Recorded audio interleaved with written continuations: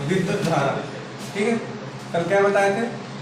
किसी परिपथ में आवेश प्रवाह की दर किसी परिपथ में आवेश प्रवाह की समय दर विद्युत धारा है। ठीक है, क्या बोले? किसी परिपथ में आवेश प्रवाह की समय दर को विद्युत धारा है। ठीक है, यही बताए थे। अब बेटे यहाँ ध्यान दीजिए, मात्रक इसका मात्रक क्या होता है?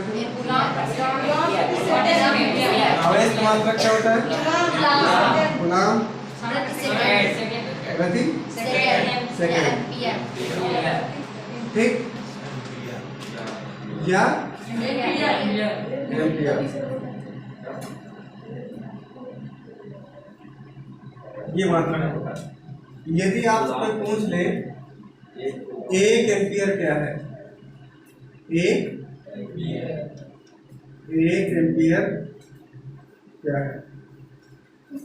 ठीक है, इसकी परिभाषा देखो। यदि हम Q बराबर क्या कर दे? 1 कूलम।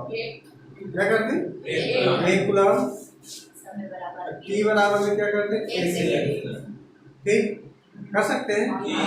देखो 1 एम्पियर क्या है, तो हम ऐसे इसको बोलेंगे कि एक इसी परिपथ में 1 कूलम आवेश को 1 सेकंड तक, इसी परिपथ में 1 कूलम आवेश को 1 सेकंड तक प्रवाहित किया जाए तो धारा 1 एम्पियर होगी। नहीं समझ में आया? इसी परिपथ में 1 कूलम आवेश को 1 सेकंड तक प्रवाहित किया जाए तो धारा कितनी होगी? 1 कूलम, 1 एम्पियर नहीं होगी।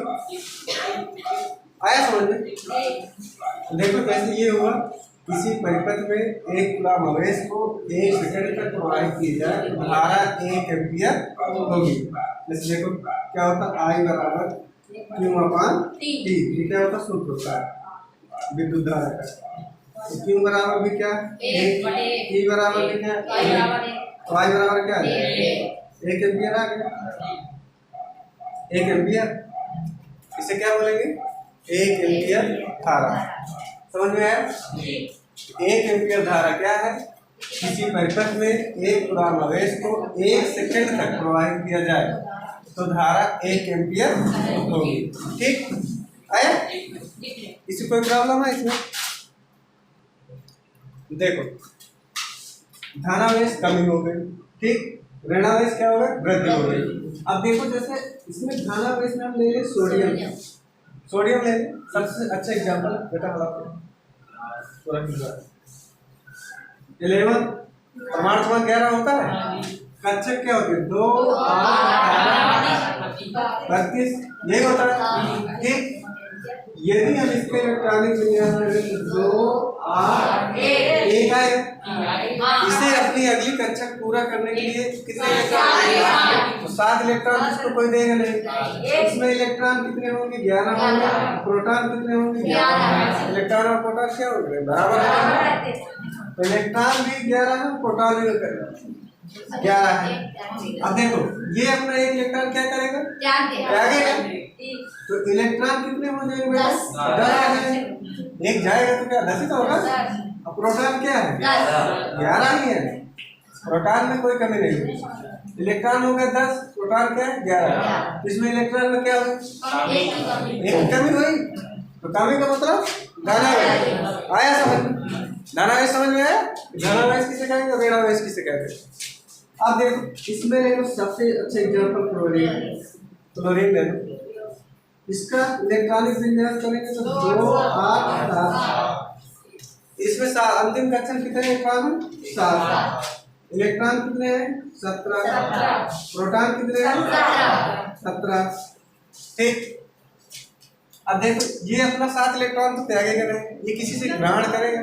ठीक, तो यदि हम क्लोरीन में 1 इलेक्ट्रॉन क्या करते हैं? ऐड कर दें, ये क्या बन जाएगा? क्लोरीन। ठीक, ये क्लोरीन जब बनेगा, भले माइनस बने, तो देखो लेकिन जब क्लोरीन बना तो यानी कि इलेक्ट्रॉन की क्या हो गई? अधिकता हो गई। भाई 17 तो 1 इलेक्ट्रॉन बढ़ा, अधिकता हुआ नहीं बढ़ा, वृद्धि हुई, यानी क्या हो गया? यहाँ पास क्या हो ऋण आवेश।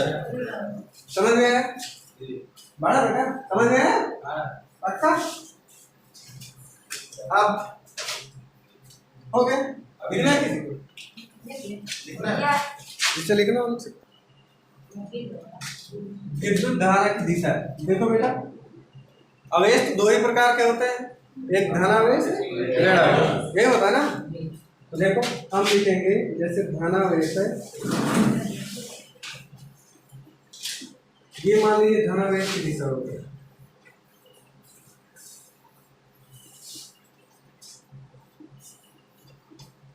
तो विद्युत धारा की दिशा धनावेश की दिशा में ही रहेगी। ये क्या हो गई? विद्युत धारा की दिशा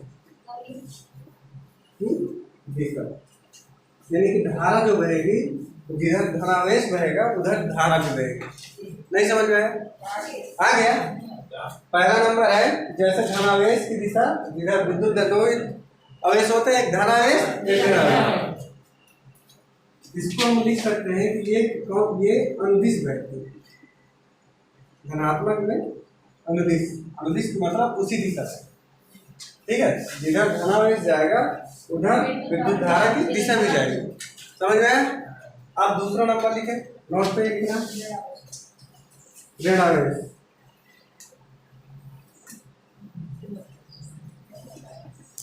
ऋणावेश की दिशा, जैसे देखो ऋणावेश की दिशा इधर है तो विद्युत धारा की दिशा क्या होगी? विपरीत होगी।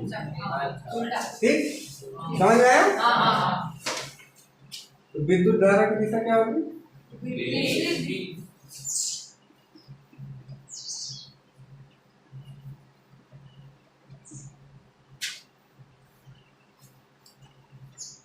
यहाँ पास आप विपरीत होगी। यदि ऋणावेश ऐसे बह रहा तो धारा ऐसे बहेगी। ठीक, यदि ऋणावेश ऐसे बह रहा तो धारा ऐसे बहेगी, हमेशा उसके विपरीत बहेगी। समझ में आया? देखो विद्युत धारा की दिशा, देखो धनावेश में उसी दिशा में बहेगी जिस दिशा में अवेश बहेगा। ठीक, ऋणावेश में उसके विपरीत दिशा में बहेगी। आया कि नहीं? आया समझ में? देखिए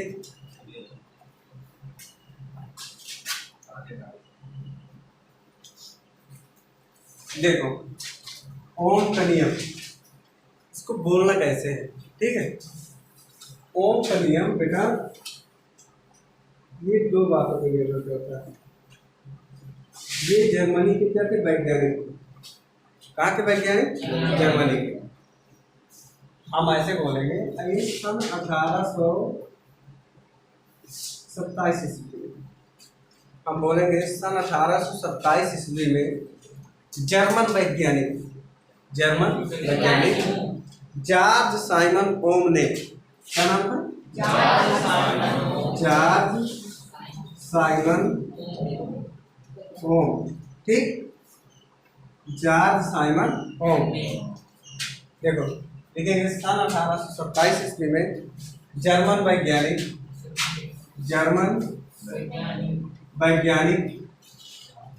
ठीक है, जर्मन वैज्ञानिक जॉर्ज साइमन ओम ने किसी चालक में प्रवाहित धारा तथा विभवांतर के बीच, किसी चालक में प्रवाहित धारा तथा विभवांतर के बीच एक संबंध स्थापित किया जिसे ओम का नियम कहते हैं।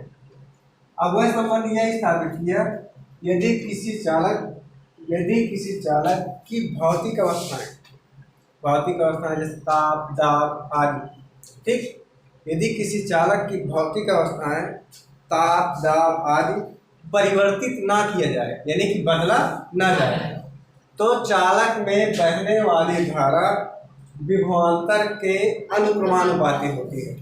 आया नहीं आया? फिर बोलना कैसे, ये प्रैक्टिस करें।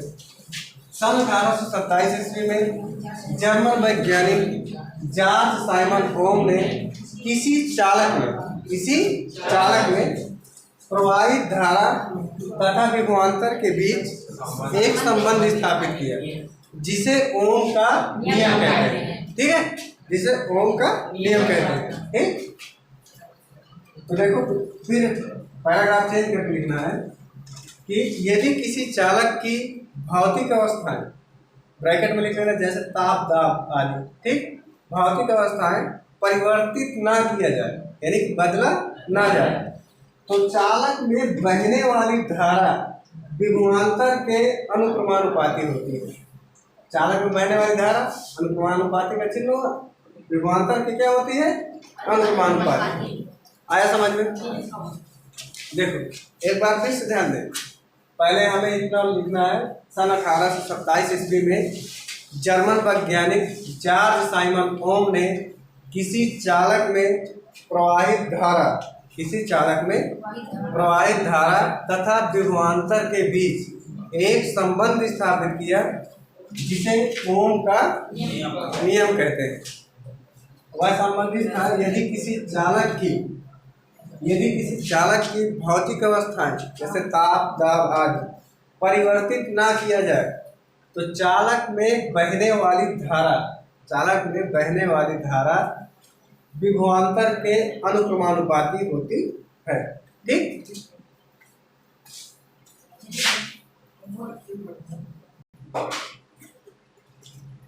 ये हो बेटा। अब हम इसको कह सकते हैं B बराबर I इंटू R, जहाँ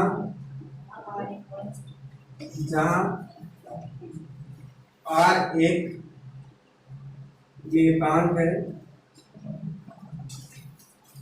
नियतांक है जिसे प्रतिरोध कहते हैं। क्या कहते हैं बेटा? प्रतिरोध कहते हैं।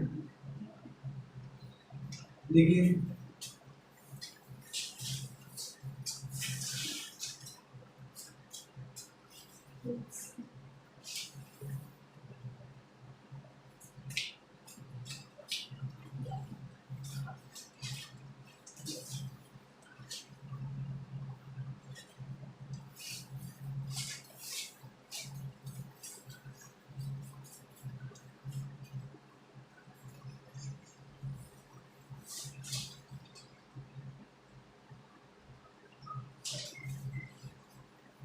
बात समझ में आई?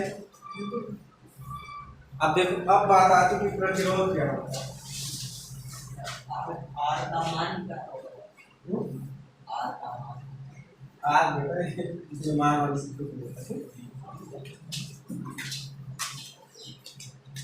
अब देखो, अब बात आई कि प्रतिरोध क्या है। कोई बताएगा प्रतिरोध क्या होता है? नहीं ना।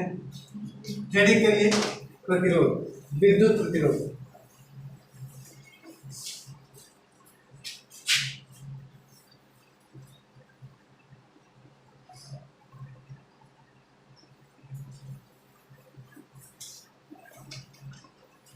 देखो विद्युत प्रतिरोध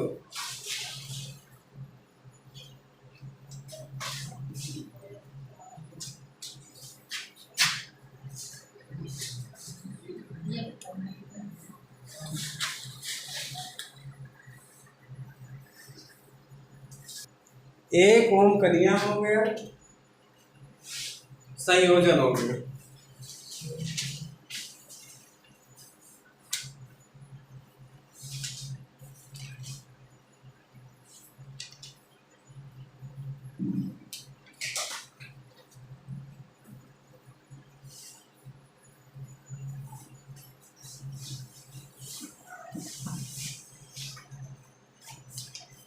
वो कठिन है सर, जो बना है बेटा? वो कठिन है। हाँ, अब हमें क्या करना है?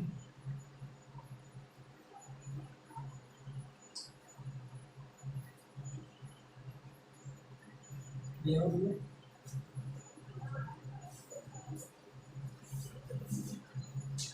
इसके बाद कौन सी हेडिंग आती है?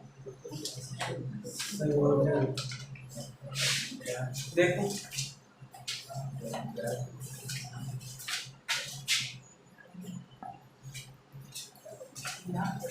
बी आई करा देगा। डी आई ग्राफ, यानी कि धारा और विभवांतर के बीच ग्राफ। देखो डी आई ग्राफ ऐसे बनता है, जैसे हमने विभवांतर इधर ले लिया, ठीक, ऐसे लिखिए,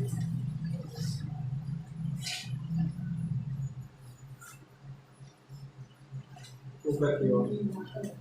अब धारा हमने इधर ले ली, ठीक।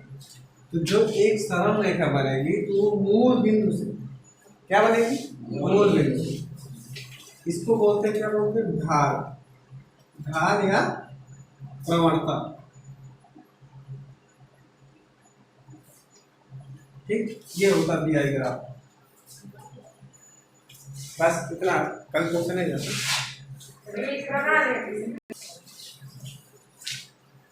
हेडिंग करिए बेटा, हेडिंग करिए श्रेणी क्रम संयोजन। संयोजन बेटा दो प्रकार का होता है, ठीक है। पहले हेडिंग करिए श्रेणी क्रम संयोजन।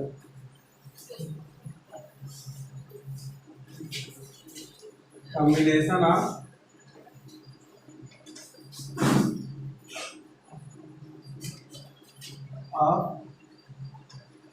सीरीज,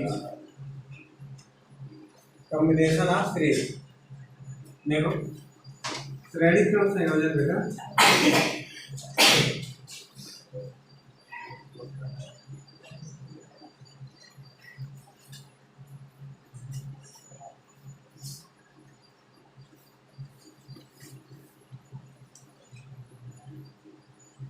दिख रहा है,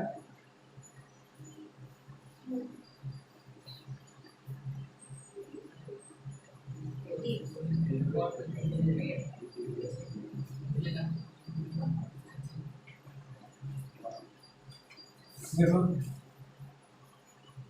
हमने कोई एक बिंदु यहाँ मान लिया, ठीक, एक बिंदु हमने यहाँ मान लिया, ए और बी, ठीक। इसका हम मान लें पॉइंट ये है, इसका ये, ठीक, समझ गए।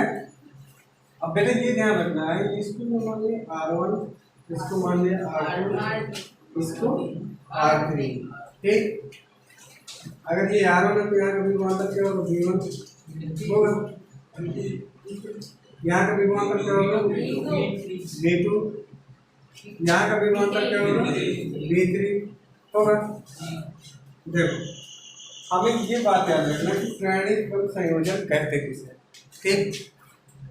आपको पहले ऐसे बोलना, श्रेणी क्रम संयोजन करते समय, श्रेणी क्रम संयोजन करते समय प्रतिरोध के पहले सिरे, जैसे प्रतिरोध हो गया ये हो, जैसे R1, इसका पहला सिरा यही होगा, पहला सिरा होगा, ठीक। ये क्या होगा, दूसरा सिरा होगा। तो श्रेणी क्रम संयोजन करते समय पहले प्रतिरोध,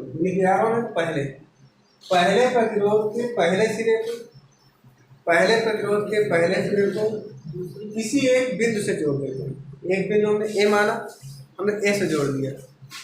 पहले प्रतिरोध के पहले सिरे को, पहले प्रतिरोध के पहले सिरे को किसी एक बिंदु से जोड़ देते हैं तथा पहले प्रतिरोध के दूसरे सिरे को, पहले प्रतिरोध के दूसरे सिरे को दूसरे प्रतिरोध के पहले सिरे को, दूसरा प्रतिरोध है इसका पहला सिरा ये होगा। अब ये ना सोचने लग रहा है कि ये दूसरा प्रतिरोध का दूसरा सिरा, दूसरे प्रतिरोध का पहला सिरा क्यों, दूसरे प्रतिरोध के पहले सिरे से जोड़ देते हैं तथा दूसरे प्रतिरोध के दूसरे सिरे को तीसरे प्रतिरोध के पहले, तीसरे प्रतिरोध के पहले, तीसरे प्रतिरोध के दूसरे सिरे को किसी एक बिंदु से जोड़ देते हैं और इन बिंदुओं को एक स्रोत से जोड़ देते हैं। आया, इन बिंदुओं को एक स्रोत से जोड़ देते हैं, स्रोत हुआ, ठीक, एक स्रोत से जोड़ देते हैं, इसे श्रेणी क्रम संयोजन कहते हैं। इसमें बहने वाली धारा समान होती है तथा विभवांतर भिन्न भिन्न होता है। देखो ये V1 है, ये V2 है, ये V3, यानी कि देखो धारा तो आई ही बह रही है पूरे में, और विभवांतर क्या है? भिन्न भिन्न है। देखो श्रेणी क्रम संयोजन करते समय पहले प्रतिरोध के पहले सिरे को किसी एक बिंदु से जोड़ देते हैं, पहले प्रतिरोध के दूसरे सिरे को दूसरे प्रतिरोध के पहले सिरे से, तथा दूसरे प्रतिरोध के दूसरे सिरे को तीसरे प्रतिरोध के पहले सिरे से, तथा तीसरे प्रतिरोध के दूसरे सिरे को किसी एक अन्य बिंदु से जोड़ देते हैं। इन बिंदुओं को स्रोत से जोड़ देते हैं। ठीक है, इनमें बहने वाली धारा समान होती है तथा विभवांतर भिन्न भिन्न होता है। आया नहीं है?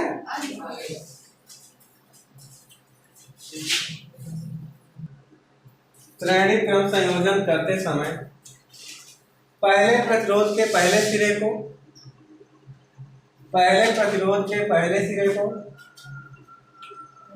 किसी एक बिंदु से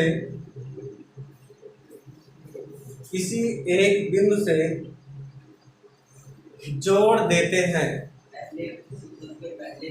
पहले प्रतिरोध के पहले सिरे को किसी एक बिंदु से जोड़ देते हैं तथा पहले प्रतिरोध के दूसरे सिरे को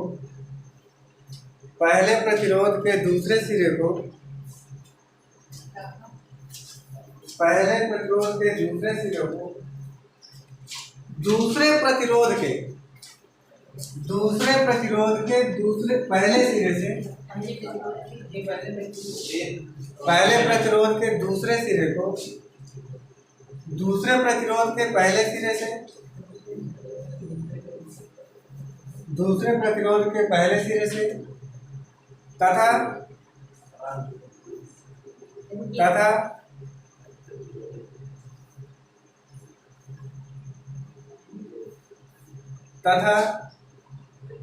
दूसरे प्रतिरोध के दूसरे सिरे को दूसरे प्रतिरोध के दूसरे सिरे को दूसरे प्रतिरोध के दूसरे सिरे को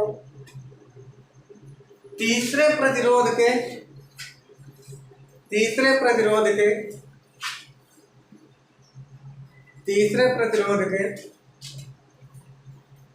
पहले सिरे से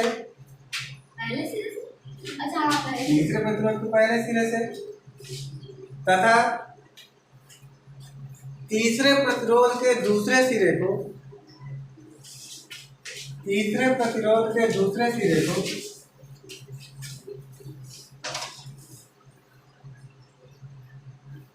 तीसरे प्रतिरोध के दूसरे सिरे को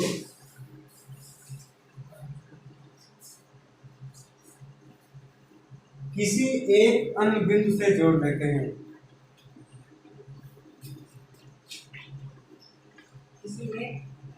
बिंदु से जोड़ देते हैं किसी एक अन्य बिंदु किसी एक अन्य बिंदु से जोड़ देते हैं। इन बिंदुओं को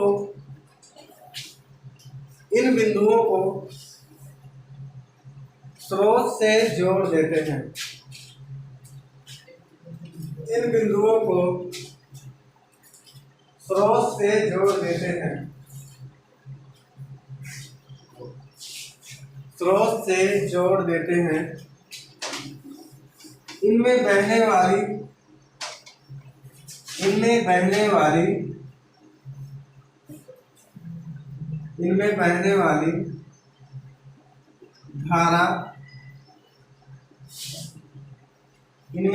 वाली धारा समान होती है तथा विभवांतर भिन्न भिन्न होता है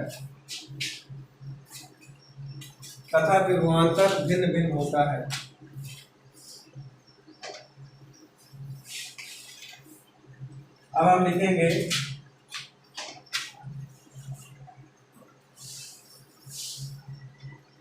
यदि बेटा यहाँ से देखा जाए, समझ में आया? कुल विभव क्या होगा? जुड़ेगा, यानी V बराबर V1 plus B2 plus B3 इन्हीं भी को ना तीन प्रतिरोध लिए है। इस प्रकार हम अन्य प्रतिरोध भी इसी श्रेणी क्रम में जोड़ सकते हैं। ठीक है, जरूरी थोड़ी तीन ही और तीन कॉम्बिनेशन लिया जाता है। और भी आप जोड़ सकते हैं, 4 5 जितनी आपकी इच्छा हो जोड़ सकते हैं कुल विभव। ठीक, अब हम लिखेंगे ओम के नियम के अनुसार, ओम के नियम के अनुसार धारा बेटा क्या समान है, यानी कि ओम का नियम ये होता है बी बराबर आई इंटू आर। ठीक, यही होता है। यदि हम इससे B1 निकालें तो B1 बराबर क्या होगा, आई तो समान है सब में, आई इंटू R1 होगा। आई देखो हमें यदि B1 चाहिए तो B1 में क्या R1 प्रतिरोध जुड़ा है, तो B बराबर आई इंटू R1। B2 चाहिए आई इंटू R2। B3 चाहिए आई इंटू R3। आया, ठीक है। अब हम लिखेंगे इसे समीकरण 1 दे दो, B1